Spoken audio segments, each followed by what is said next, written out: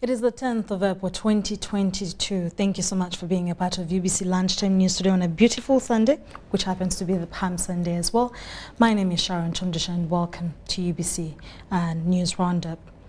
In our top stories of the week, it is Palm Sunday, a day that ushers in a 7-day week that climaxes into Easter Sunday. Believers have been urged to participate actively in all the activities of the Holy Week. Now, Rubaga Cathedral Administrator, Reverend Father Achilles Mayanja, was presiding over the early Palm Sunday Mass at Rubaga Cathedral.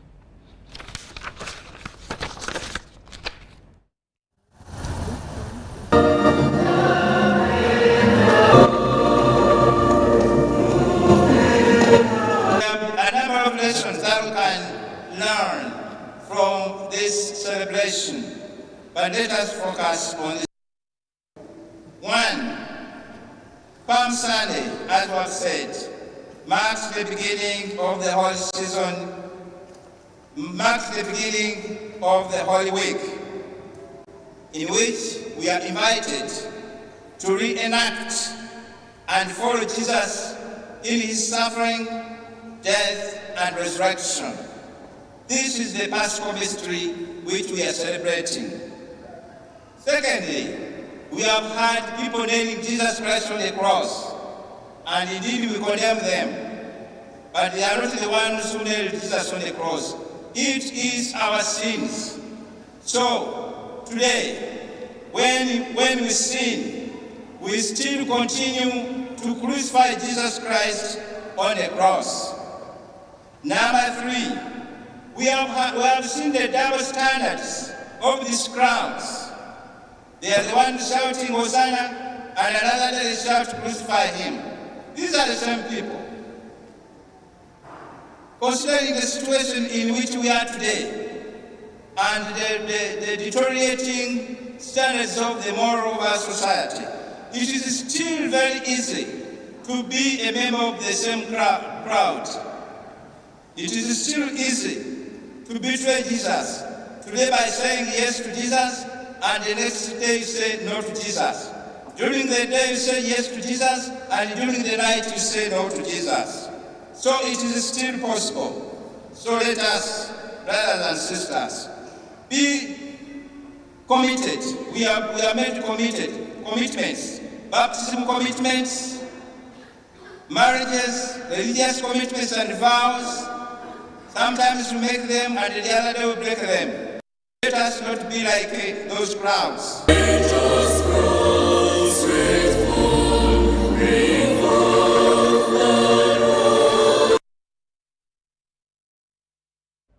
Now, hundreds of Christians this Sunday gathered at Bina Parish Mutungo in Nakawa Division, Kampala, and Archdiocese to celebrate Palm Sunday.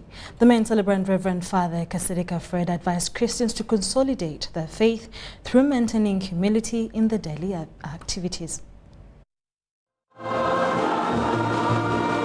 Christians across the world have this Sunday marked Palm Sunday, the day that ushers in the Holy Week. Palm Sunday is a commemoration of Jesus' triumphant entry into Jerusalem on a donkey with his followers, waving palm leaves and olive branches. At Bina Parish in Mutungo, Kampala Archdiocese, the main celebrant, Reverend Father Kasereka Fred, advised believers and leaders at all levels to embrace values of humility like Jesus was. Readings are calling us upon to be humble. We follow our Lord. He was a Savior, he was a Redeemer, and he was God. But look, he humbled himself and accepted to be judged by the earthly judges, to be killed by earthly soldiers. But the King of Kings accepted because he was humble. Kasereka urged Christians to be resilient in all they do, including keeping a positive hope and helping the needy, the elderly, and orphans. Facing a lot of challenges in this Easter period. I know most of you are looking at the high prices of fuel, looking at high prices of all the commodities, but be patient. The Lord is with us. Stand with the Lord, pray for one another. Those who have, please assist those who don't have. Everyone, don't be afraid, for Christ is with us and he will lead us through and will help us through in this period. He was also concerned about the increasing prices of essential goods, especially fuel prices, and asked the government for positive intervention. Let us, all of us leaders, be humble. This humble Christ even washed the feet of his apostles. Let us also, dear leaders, friends, and everywhere, family members, also lead by example. Be humble and we serve our people. Robert Katamba, UBC News. As Christians prepare to mark the beginning of the Holy Week, it is important to understand the genesis of the Palm Sunday week journey starts at the Church of Bethpage. Now, our UBC team visited the historical holy site and was welcomed by the busy preparations to mark Palm Sunday. Take a look. This is the Church of Bethpage, formed in the outskirts of Mountain Olive, which has the stone which Jesus Christ used to mount the donkey at the start of his procession to Jerusalem. I hit the road to this historical site, also known as the Palm Sunday Church, and found preparations for the Palm Sunday Mass in high gear amidst a swarm of tourists visiting the area. Why they call it Beit Faji? What's the meaning of Beit Faji? Beit, it's house in Arabic. Faji, it's the dry fig. You know, Jesus, when he asked his disciples to found a monkey to enter Jerusalem on it, he told them, it's written in the New Testament, you will find a monkey under the tree of fig, that it's found dry. That's why it's called the house of dry fig. So this is why it's called Beit Faji. As Jesus triumphantly entered Jerusalem, people were waving palm branches as a sign of welcoming him, while others held the olive leaves as a sign of peace. Every stone here in the Holy Land, it's blessed. Because when you are walking in the footsteps of Jesus, you are walking in the way of the Jesus that has walked in. So it's a blessed land, and really it's the real history here and real Bible history. And it takes us back to the story of the Noah's Ark, when those who survived came out and the dove came out with the branch of the dove, the tree, the olive tree.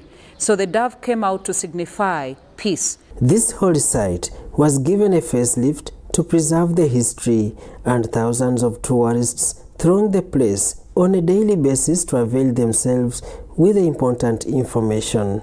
So all this preparation in the Holy Land, many people are coming from all over the world to celebrate Easter Sunday.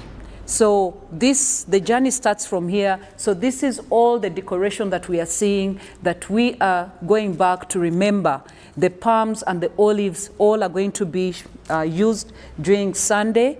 Every Palm Sunday at exactly 2:30 p.m., believers trek from this Church of Bethpage to Jerusalem through the Lion's Gate to observe the last walk of Jesus from prison to crucifixion. The Palm Sunday is also a day which precedes the Easter Sunday when Jesus rose from the dead. It should be remembered that for the past 2 years, the coronavirus pandemic heavily affected the booming tourism industry here in the Holy Land of Israel and Palestine. Daniel Mugoya, UBC News.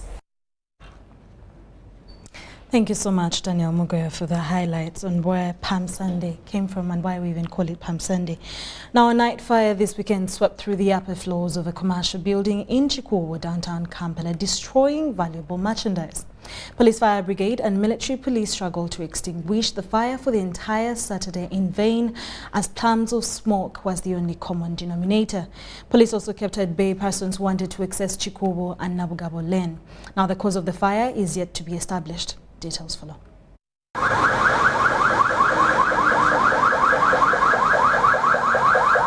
Fire brigade and rescue team has this Saturday found hard time in putting out an early morning fire in a building located along Chikobo Lane, damaging merchandise and property.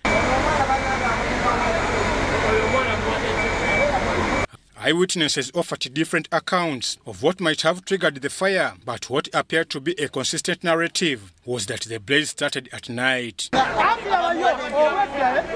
Essaawa 10 nga nnyingira ekibuga mbadde ngenda Mulago nensinkananga ekizimbe kikutta omuliro nga ŋŋenda nenkuba essimu nenkubira police nenkubira ne fire brigade. Guvudde mu kikuubo eyo oba masannyalaze waliwo teekaawe oba supermarket something like that nga police ekyateekinga investigations tulabe ekigutambula. Black plumes of smoke continued to rise into the sky as police fire brigade struggled to put out the fire. Fire brigade trucks kept on driving in and out to refill so that they can put out the fire, but in vain. Saza twafuniddeko amasimu nga abantu bali mu tulo. Omuliro gukutte neza simu yange nagikulisibiza ssaawa 10 kitundu. Jaluddewo okugulwa naye olw'okuba embeera nga bw'omanyi obwangu bwabaddewo era poliisi ereka okukola ogwayo fire brigade yazikiza omuliro. Ambulances and the Red Cross team were on standby to save any lives, rescuing one Shanita Namkaka, a trader who fainted over the sad news. A supermarket didn't survive this deadly fire outbreak as it was brought down with all the merchandise burnt. Fire brigade team led by Joseph Mugisha tried to defeat the dreadful fire, but in vain, because by press time it was still work in progress.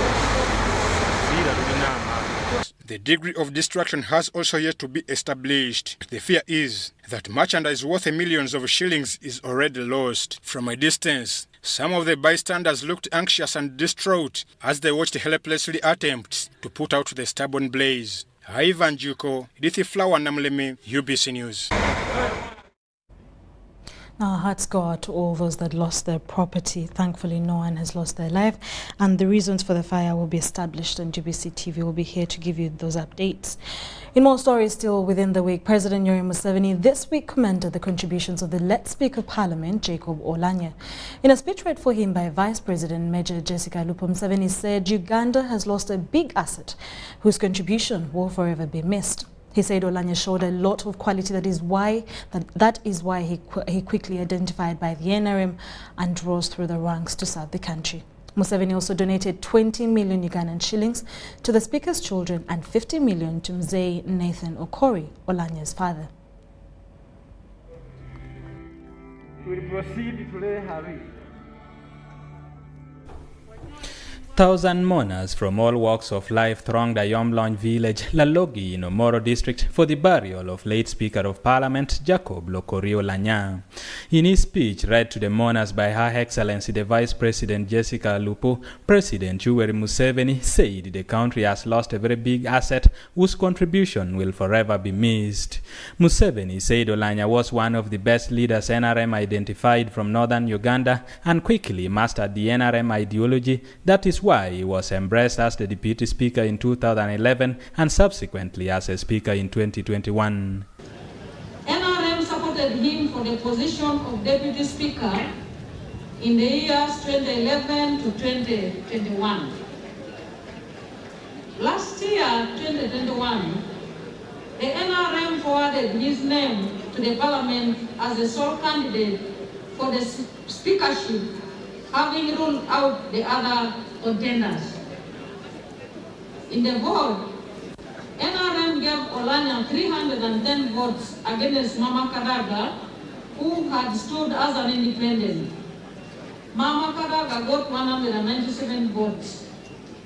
In the same way, many other young and old cadres are coming up, backed by progressive forces of the NRM.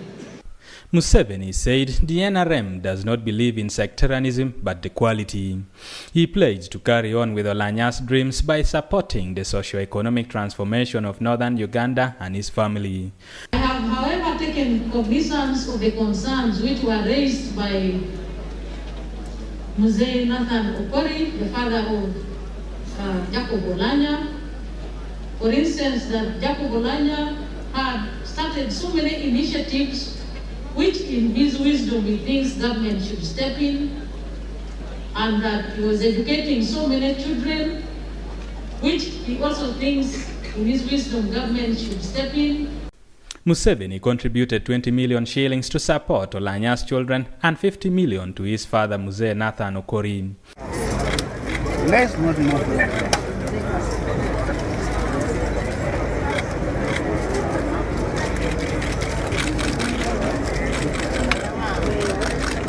Meanwhile, the Speaker of Parliament, Anita Among, said her predecessor was a bridge to peace.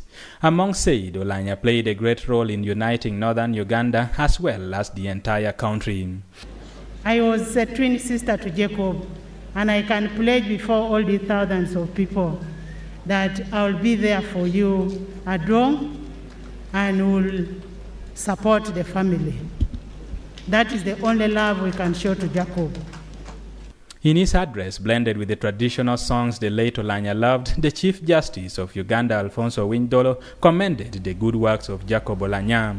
1,000 ages in thy sight is like an evening gone, short as the watch that ends the night before the rising sun. Dolo said Oulanyah lived a full life, and according to the Choli tradition, he who lives a child or children still lives.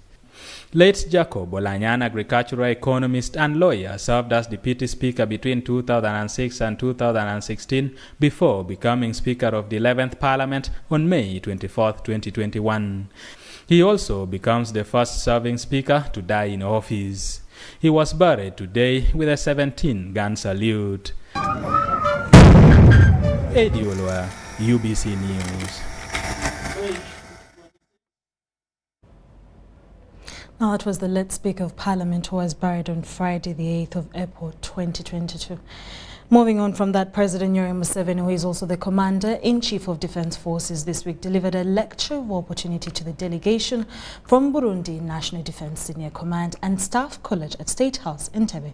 The regional trip of the Burundi National Defense Senior Command and Staff College is themed Confronting Emerging Threats to National Security and National Development. Museveni told the delegation that talking about the emerging security threats will not be enough without talking about the old ones when we are still dealing with them. He suggested that these are talked about.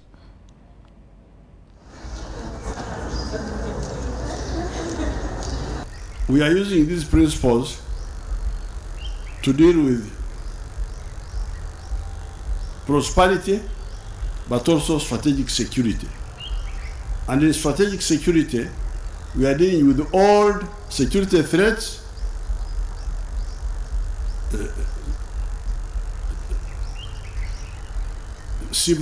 vita vya ndani,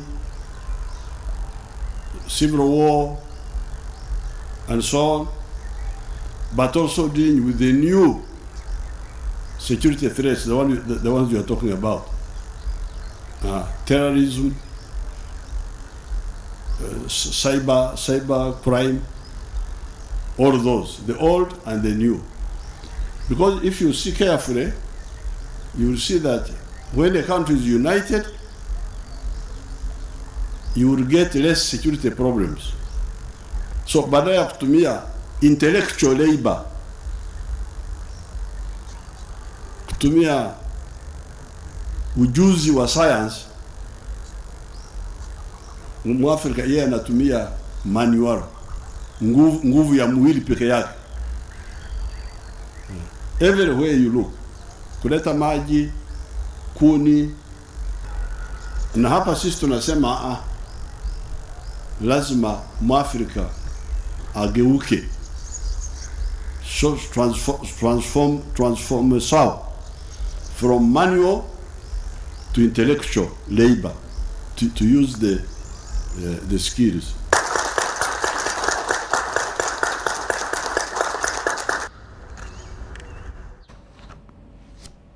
The head of the Congolese delegation at West Nile Summit, Patrick Mutombo, has understood the benefits of DRC's entry into the East African Community, blocking the intra-trade opportunities between Uganda and Congo.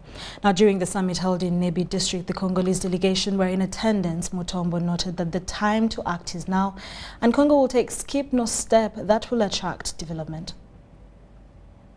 To congratulate His Excellency Felix Tshisekedi and the people of the Democratic Republic of Congo for admission of the Democratic Republic of Congo in the East African Community.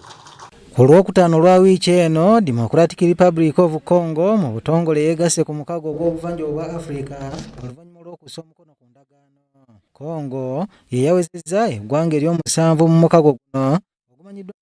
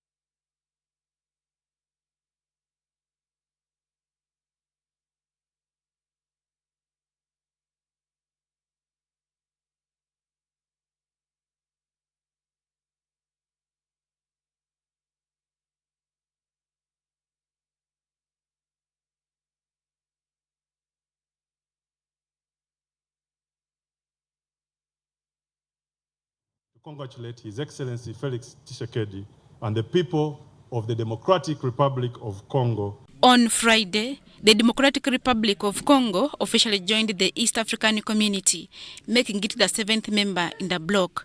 Admission of DRC on the bloc comes with opportunities for intra-community trade deals, peace, security, and free movement within the community. The Director General Uganda Investment Authority, Robert Mukisa, says the authority is going to take advantage of DRC's entry into the bloc to promote and market domestic investment. Sure that our domestic investors and their DRC counterparts are able to take advantage of this untapped potential between our two countries. During the West Nile Investment Summit, the board chairman, Uganda Investment Authority, Morrison Rokakamba, disclosed that they are optimistic about the new business opportunities brought about by Congo's entry into the bloc. The 10-point program that ushered the national resistance movement. Point number 5, which is still about creating an integrated and a self-sustaining economy. Under the theme, mobilization of domestic investment for industrialization, market access and job creation, the West Nile Investment Summit intends to harness, promote domestic investment and job creation, among others. Mansuri Segona, one of the delegates from Congo, says the joint collaboration between Uganda and DRC is going to address the security gap in the country. We welcome the developments that are being made, especially between the two heads of states. Operations should, the operation that is happening to keep. The head of delegation, Patrick Mutombo, says Congo has been looking towards the move for investment. He also says the construction of connection roads between Uganda and Congo will give mileage to investment. DXE is bringing East African community to the ocean, the Atlantic Ocean. I've died of speeches. Now we must act. West Nile is one of the regions with a competitive trade advantage and a potential market between Uganda and Congo. Minister for Investment, Evelyn Anite, says government is in the process of streamlining power production and distribution to reduce on production costs. We will give the subsidy. We will find ways of making the electricity cheap. So just leave that to us and tell us how you will bring the electricity here, please. Minister for Finance, Matia Kasaija, who was also the chief guest at the summit, says there is need to dissolve border disputes and embrace free movement throughout the East African boundaries.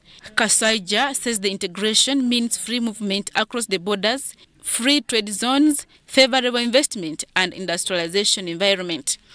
Why should a Congolese across there come here with the passport? What for? Why should I go to Kenya, go to Tanzania with a passport? For what? The DRC began its process of joining the community in 2019 as it sought to expand and strengthen its trade relations with member countries. DRC joins Burundi, Kenya, Rwanda, South Sudan, Tanzania, and Uganda in the bloc. Adiana Kuti, Susan Naunga, UBC. The Democratic Republic of Congo this week signed a treaty of accession to the East African Community, cementing their admission to the East African Community as the 7th member of the community. The event in Nairobi, Kenya was overseen by the EAC chairperson Uhuru Kenyatta, DRC President Felix Tshisekedi, with President Museveni and Paul Kagame as witnesses.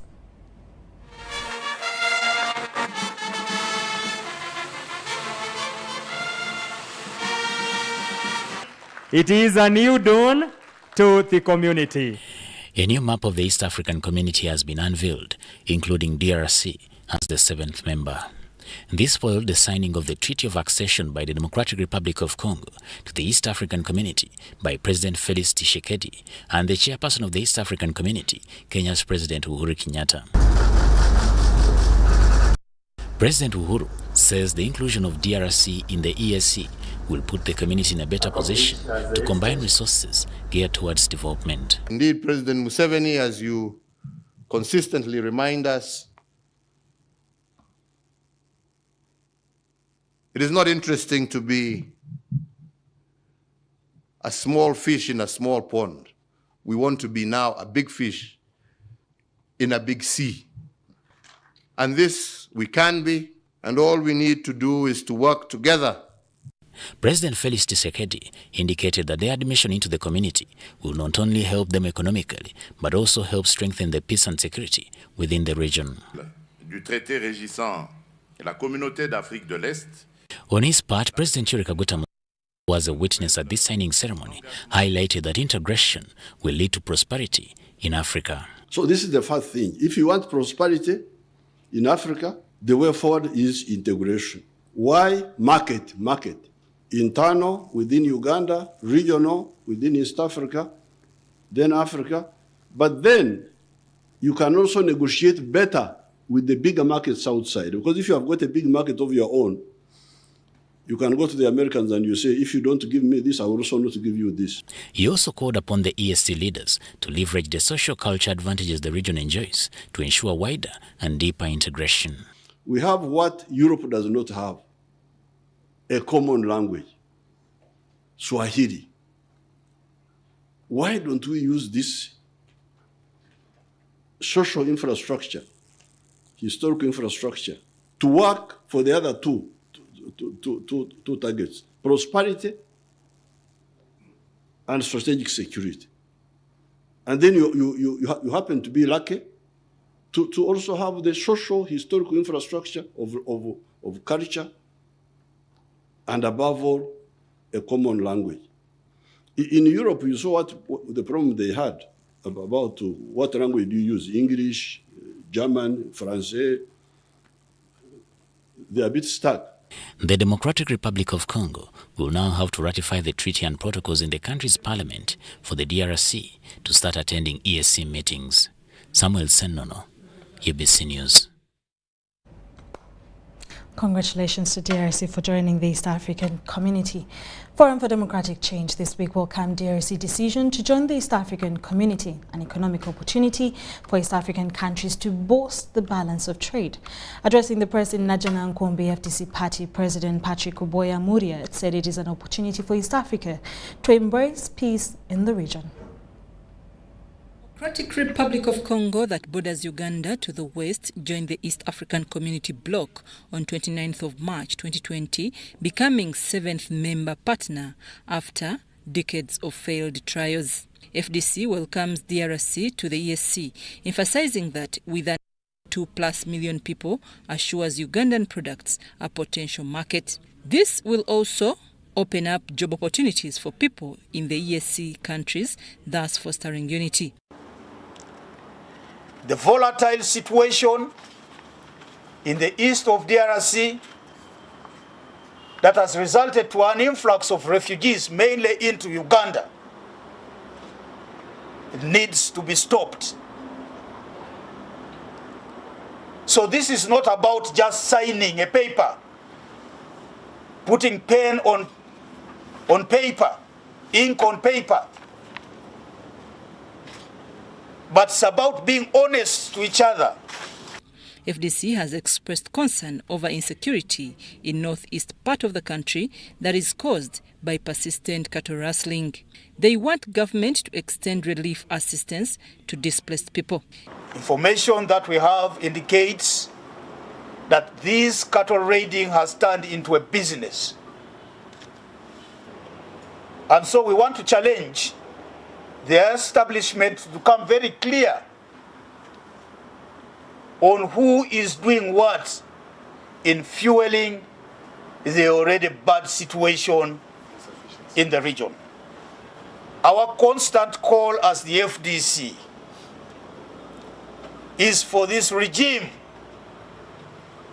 to cause industrialization of Karamoja, so that raiding is not an option, so that there is no incentive for people to walk hundreds of kilometers to go and steal cows, to go and kill people. FDC recommends the truth, justice and reconciliation by communities across the border like Pokot, Toposa and Turkana to restore peace. I'm Nafka Farida at Najana Nkumbi. Government, with support from humanitarian agencies, is ensuring that the Congolese fled their country due to fear of being attacked. Allied Democratic Force rebels are peacefully settled. The Deputy President Speaker of Commissioner Kasese Lieutenant Mate Magwara says that over 3,000 Congolese refugees have so far been settled at Bwera Teachers College Playground in Ponde Town Council, Kasese District. Take a look. Kasese District has so far received close to 3,000 Democratic Republic of Congo refugees fleeing ADF attacks in their country. The Deputy RDC Kasese in charge of Bukonzo County, Lieutenant Mate Magwara, says necessary support is being provided to the Congolese refugees. No one chooses to become a refugee. They just came without their expectation. The wrong elements came to their area and they had to flee from them. So when they come to our side, let us be as much as possible welcoming to them, give them the necessary comfort they deserve. Magwara says that the screening exercise for both health and security personnel has been conducted to the resettlement center and urged the public to support the refugees who have fled their country in fear of being attacked by the ADF rebels. We have so far done the screening, both medical, security, and we have recorded them so that we know how many they are, which age groups they are, so that we are able to assess their needs. We have a health team on ground to handle medication, except for referrals.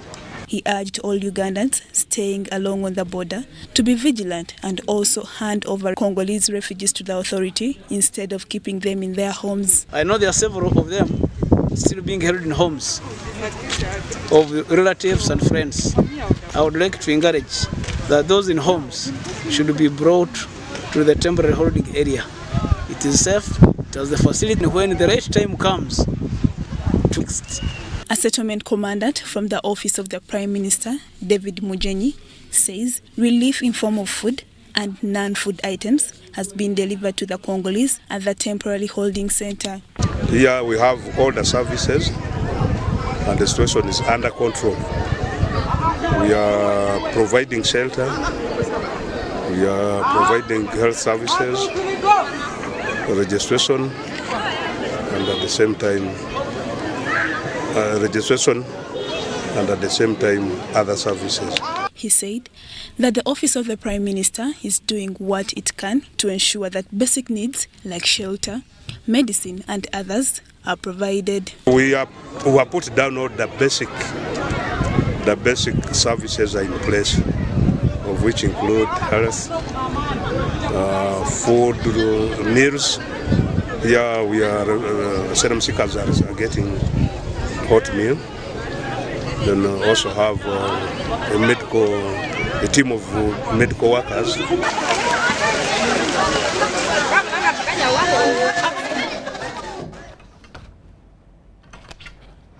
Democratic Republic of Congo refugees who had gone back home are again in Uganda after finding the situation in Congo much worse than they had left it. The refugees who were camping in Bunagana Town Council, Kisoro district, attempted to return home after radio news indicated that their area was peaceful.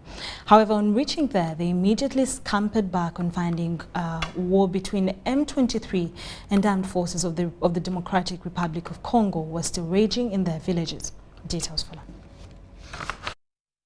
Kisoro Resident District Commissioner Haj Shafik Sekandi has asked the Congolese refugees to settle into Uganda until their country is peaceful. Sekandi, who was transferred from Kanungu to Kisoro this week, says running up and down will impact negatively on the refugees' lives.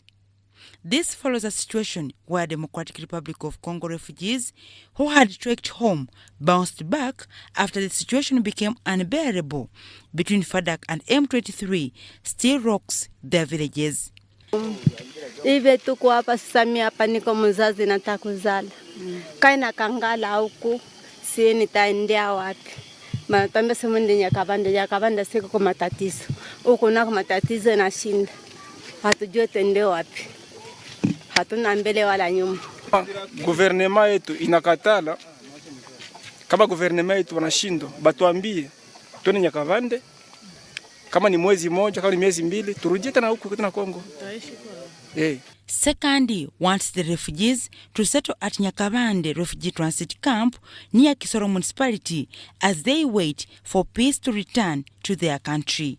He appealed to mothers and elderly parents to stay at the refugee transit center instead of staying in people's homes where they are likely to get infections. Children, women, men, the elderly, and as I speak now, the number of people in Nyakabande Transit Center has increased from 8,700 the other day to 9,400. But again, we still have very many people along the Bunagana borderline who are refusing to go to the holding center in Nyakabande. Of course, they are giving reasons that they fear to go to Nyakabande, that it will be taken the settlement camps in Nyachivale and Ramwanja. Some of them say that there are not enough tents for accommodation in the transit center. Some of them allege that there is no food. But I had a team which went yesterday to Nyakabande. We were with the Commissioner for Refugees yesterday. And in Nyakabande, there is food. All the refugees there are getting 3 meals. They get breakfast, they get lunch, they get supper. Second revealed that a multinational security delegation was expected in Kisoro to discuss the DR Congo security issue.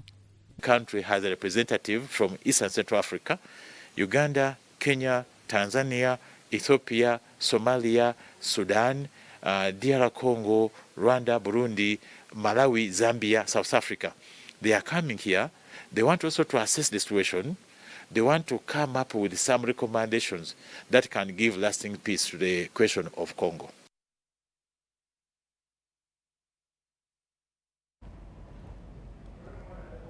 Non-security personnel in Mbale City this weekend arrested a nurse who operated a patient that passed on after the operation.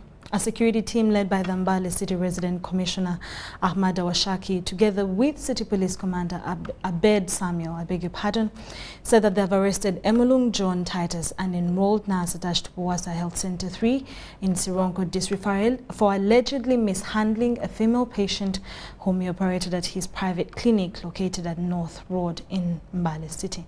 Watch. The suspect, according to Mbale City Commander Abed Samuels, smuggled the patient from Mbale Referral Hospital to his clinic, identified as SPI, located on North Road in Mbale City for his surgery. When we got that information, we reached on ground as the police, with the crime intelligence and with the SOCO, with the CIDs, to find what could have caused the death. So when we happened to find out the exercise they did were not right, we ordered for the closure of that place. As I talk now, they are in the police custody. That is a Mulungu John Titus, the one who was proprietor of that place.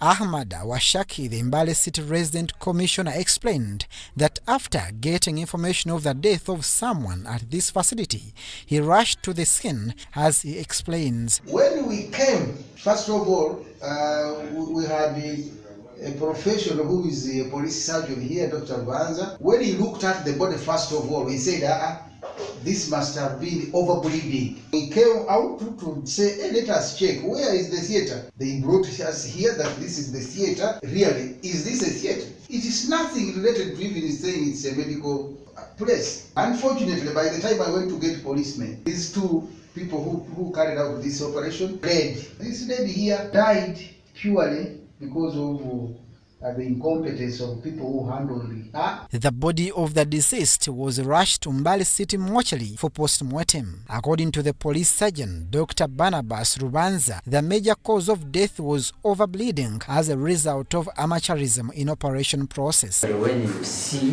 Malaysia, there is no trained doctor in this world who can do the spleen the way they did. So this one was just a case of what I can call quackery. Dr. Muhammad Mulongo, the Uganda Medical Association chairperson in Elgon region, revealed that the facility is not legally allowed to operate as a clinic, and the proprietor, being a nurse, is not allowed to conduct any medical operation. The premises were searched, and indeed it was confirmed that a mother was in that facility. She was operated and she died. A postmortem was done, and it was confirmed that there was a lot of bleeding. That private clinic did not have the right facilities to conduct an operation. Uganda Police this week cautioned politicians against misinforming the public about the ongoing disarmament operation Usalama Kawaote in Karamoja region. Fred Enanga, the police spokesperson, while addressing the media, provided a recap of this operation with intentions of protecting people's lives and their property. Take a look.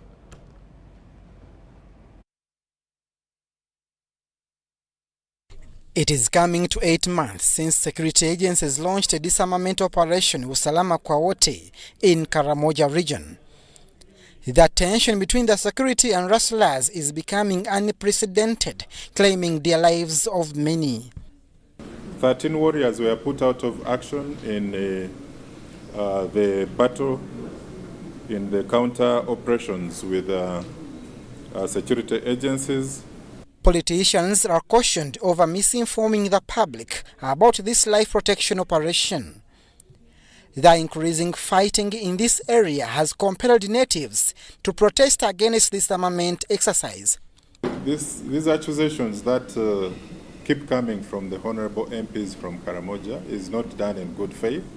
They have been working with us, and we've been very transparent in our operations. Where they feel that probably there is abuse and so on, we've been working together with them. None of our officers in this in the field operations is above the law. So these accusations won't help. We simply need to work together and make sure that we restore peace, safety and security in the Karamoja region. In this operation recap of last week, 90 rustlers were arrested, 7 civilians were killed, and several guns were recovered and ammunitions. Civilian killed by warriors during the week were 7. Civilians injured by warriors were 2. Security forces, we didn't lose any security forces during the week. In other development, police have tightened vigilance in the preparation for the burial arrangements of the fallen Speaker of Parliament, Jacob Olanya.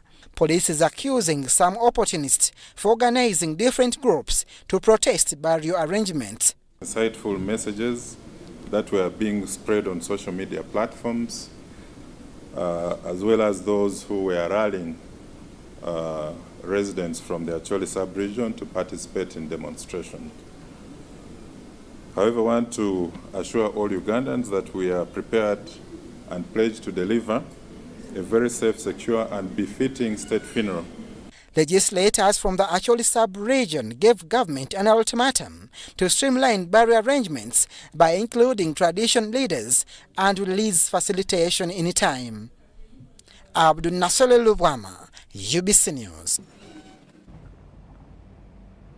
We'll take a short commercial break and we'll be back with business stories of the week.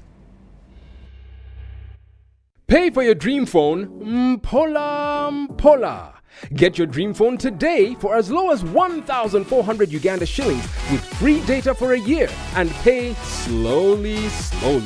All phones come with daily 50 MBs for 12 months. Repayment period is 1 year. Available at MTN service centers and M-Kopa shops.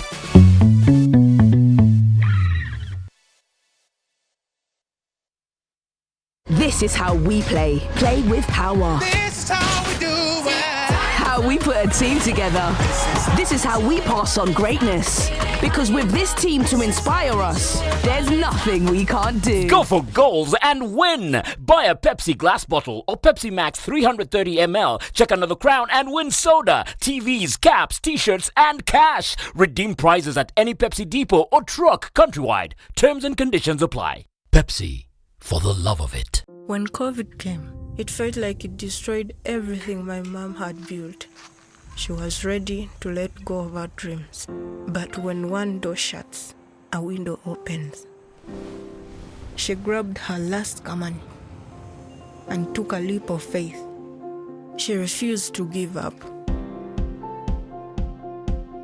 So with a bit of daring and Grandma's secret recipe, her business was back. And not just bigger, beyond her wildest imagination. This is a story of a regular Ugandan just like you, who harnessed the power of technology to provide a solution for us. How about you tell us your story? UG needs more of you. To share your story, visit airtel.co.ug/UG needs more of you or call or SMS 162. Airtel, the smartphone network.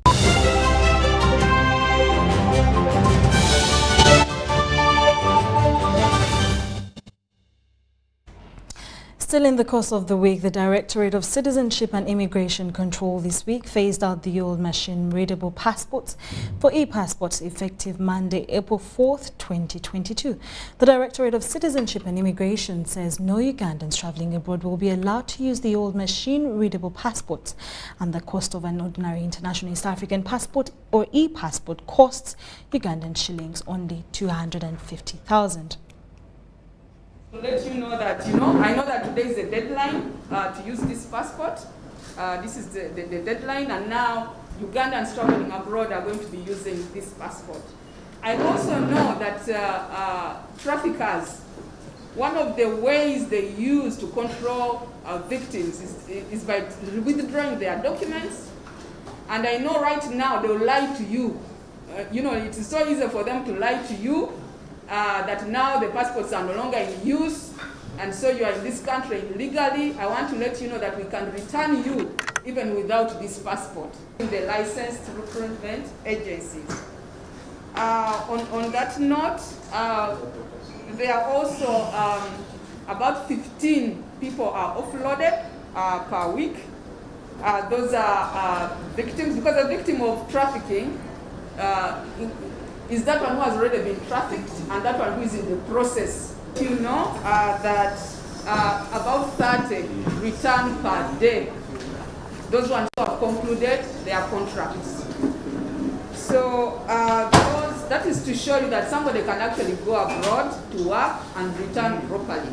So if your passport is withdrawn, don't fear to go, to follow it. They just guide you on the procedures, and indeed, according to this report, there are several people who have been guided and have actually left through the recruitment agency. So that is very, very important.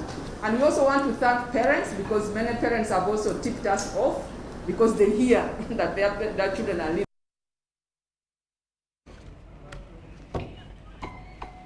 Now, refugees in Paralinya refugee settlement are adopting smart and modern financial technology in the en route to self-reliance. These have engaged in different money-fetching activities while attending financial literacy trainings on how to acquire loans and manage their finances. Details follow. In 2019, Financial Sector Deepening launched a special project intending to include refugees in the money economy. This project was implemented by different financial players, piloting awareness of financial literacy. To offer a mix of financial products and services ranging from credit, savings, insurance, financial literacy, that was consumed very well. Refugees took loans up to over $2.1 million US. Ingaigo Florence is a proprietor of the tailoring workshop in Paralinya Refugee Settlement, a project she has run for now 2 years. She is a refugee from South Sudan. I start coming to the town. Then I start collecting the water. Collect the water, I get some little money. Ingaigo's business journey is mysterious to understand on mere perception as a refugee. I start there in Sudan. And then this war was coming. Also with these rebels, the rebels that took my things, others are banding. The idea of formal banking has supported her maneuver into the business community through acquiring loans. Selling these dinners, they increase my money, and then I pay that money for the rupee, for the bank back, and then the remaining money I buy for me a machine. Despite her being illiterate, she managed to establish a tailoring workshop for survival as well as uplifting fellow refugees, especially women. She charges reasonable fees for training and employing teachers. Here in my school, I have 2 teachers and the 1 watchman and the 1 cook. Financial Sector Deepening Uganda, through its implementing partners, initiated a project of creating awareness about financial literacy in refugee communities. Also sustainable is because of the unique approach we took, which was heavily based on market systems. So we were very intentional about involving market actors, right, in the space. Lives have been impacted, and many refugees are at the verge of attaining self-reliance, leaning on the established businesses. Get the money, then we save in a box, in a group, we put in the box. Called as a group to be trained, and then in that training, it gives us the idea how to keep records and to do the business. Communities are taught how to save through formal financial institutions, and the proper financial discipline of paying back loans has been acquired. As I said, they don't come to us because we know that they are the rural poor. We move to them, we take the services to them. And that is the reason as to why almost all the settlement within the area here is being served. Through groups, refugees have adopted smart financial technologies. We call the group on the ground, like in the office, so we give them the phone, and then they are also directed on how to use the phone. I'm using this button phone, but yes, I used to receive some money through the mobile phone. The Financial Inclusion for Refugees project by Financial Sector Deepening and its implementing partners of Vision Fund Uganda, Rural Finance Initiative, and Equity Bank was intended to provide insights into the financial strategies employed by refugees over time to build their livelihoods and manage their finances in smart and modern way. Abdul Nasola Lubwama, UBC News. Get connected today with the My Airtel 4G smartphone and enjoy free data for 1 whole year worth 86,500 Uganda shillings. That's free 2 GB for the first month and free 1 GB for the next 11 months at only 250,000 Uganda shillings with free data for 1 whole year worth 86,500 shillings, making the effective price of the 4G phone 163,500 shillings only. Airtel, the smartphone network. COVID-19 is still here with us. As Owechitiwa Peter Maiga, the Prime Minister of Buganda, states, Let us all take the necessary precautions. Self-medication is always very dangerous. We should leave medical matters to the medical personnel. It's only a healthy population that can produce wealth. And if you want to work for your well-being, you must care about your health first. Because of the new COVID-19 circulating variants like Omicron, it is very important for all of us to be fully vaccinated with 2 doses of the same vaccine type. It's only those getting Johnson & Johnson who receive only a single dose to be fully protected. Even after vaccination, continue to adhere to all SOPs by wearing a mask properly, covering your mouth and nose, washing your hands regularly with soap and clean water or using an alcohol-based sanitizer, maintaining physical distance of at least 2 meters from others and avoiding crowds. Echa COVID-19, chija kugwa. This message is from the Ministry of Health with support from UNICEF and partners. Pay for your dream phone, Mpola. Get your dream phone today for as low as 1,400 Uganda shillings with free data for a year and pay slowly. All phones come with daily 50 MBs for 12 months. Repayment period is 1 year. Available at MTN service centers and M-Kopa shops.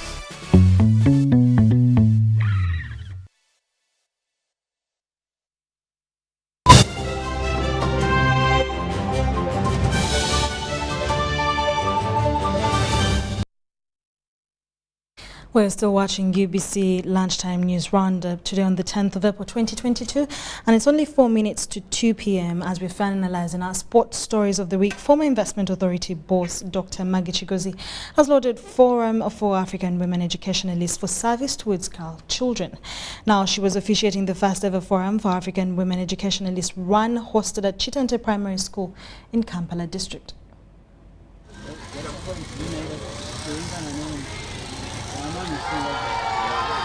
Hundreds of Ugandans have taken part in the first ever Forum for African Women Educationalists run.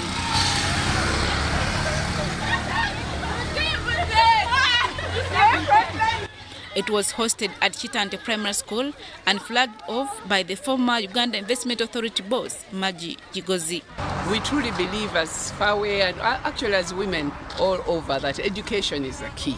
If we can give our daughters, our granddaughters education, they will find their way. So that is why Fawe, for the last 25 years, has been picking up those girls that do not have the opportunity, the vulnerable girls, and taking them as far actually. They graduate universities and we see them working in very big positions, so we are very happy.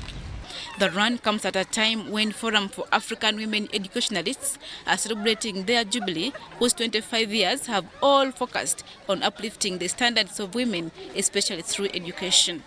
We have supported over 8,000 students, but because we work with institutions, we work with schools, there are many other things we do. We do programming in terms of providing second chance education. We do bursaries. We support girls uptake of STEM, that is science. Science, technology, engineering, and mathematics. We also support prevention of violence against children. So we are working in schools to ensure that the environment is conducive for young people, especially the girls, to learn and so complete their education so that they can lead dignified lives. Uganda's former world champion, Dorcas Inskuru, was part of the event. I'm really very, very grateful for today's events, for this girl child charity run, empower these young girls, that we should give a chance to them so that they can have a future education and self-employment for this project. The run also attracted participants from the Karamoja Games, including Krop Dominic, who finished second in the 5-kilometer event. Our objectives is unity and talents in Karamoja. Today I'm happy that I brought the athletes from Karamoja who are participating in this Fawe run. And I'm so much grateful that the run has ended and our athlete, the names of Krop Dominic, has become number 2. By some years to come, Karamoja also will be considered also like those people from Sabine. Because they are always saying that Sabine they know how to run. Also as we know how to run because they are our neighbors. It's only because of the insecurity there in Karamoja. You cannot run there. You cannot train from Karamoja because of hostile tribes or insecurity. You cannot wake up very early in the morning to go and run. This Forum for African Women Educationalists run starts a cocktail of activities that will climax with Grand Silver Jubilee celebrations, whose theme will be enhancing the girls' and women's education for development. Adia Nakuti, John Barnes, Centum, UBC. The girl, to give her a chance.